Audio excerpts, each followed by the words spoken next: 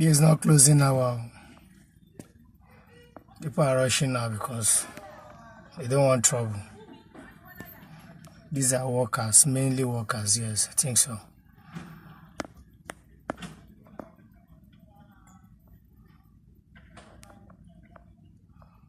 The more is still coming because if the formation is going around more and more, people is getting more aware of what is going on here.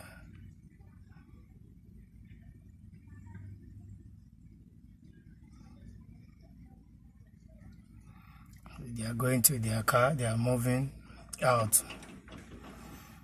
Because any moment from now, this place will be closed down, so we don't know.